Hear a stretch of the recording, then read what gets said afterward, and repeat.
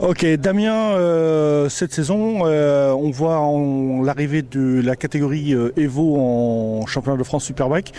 Tu peux nous expliquer un petit peu le principe de cette catégorie Evo?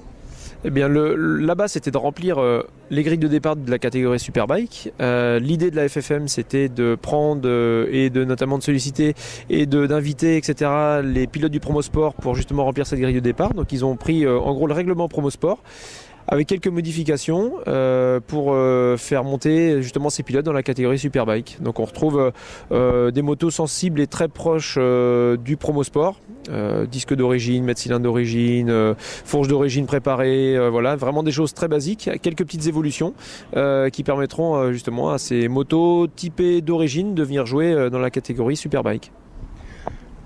Sur quoi portent exactement ces évolutions?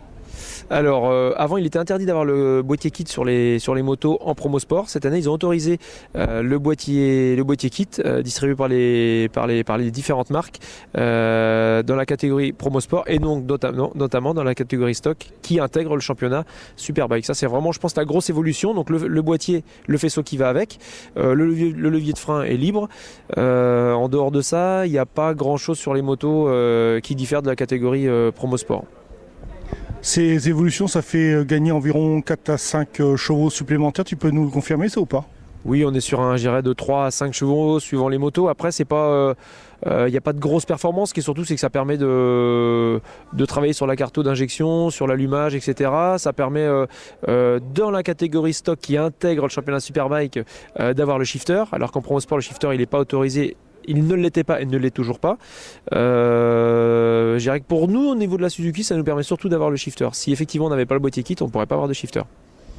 Donc tu peux nous confirmer que tu as 2 pilotes engagés en catégorie Evo et un pilote en catégorie stock? Alors initialement il y avait 2 en Superbike et en Evo pardon, et un en stock, et là c'est en train de prendre la tournure où effectivement on aura 2 en stock et 1 en Evo. Donc Étienne reste en Evo, Baptiste, Guité et Greg Black seraient en catégorie stock.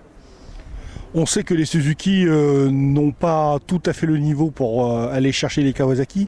Est-ce que l'évolution Evo va vous permettre de vous battre avec les Kawasaki? Alors c'est sûr qu'il y a une différence de puissance sur le papier, tel qu'était le règlement l'année dernière. Je dirais qu'on espère combler un petit peu sur cet écart de puissance, mais il est certain que la Kawa, la BM, il y a toujours un écart de puissance, donc on sera, je pense, quand même toujours un petit peu en dessous. Ça paraît évident. Et puis après en catégorie Evo, je dirais que nos loustiques pilotes sur la moto ont tellement le couteau entre les dents que je leur fais confiance et moyen de faire de belles choses. Très bien, je te remercie beaucoup Damien. Merci, à bientôt.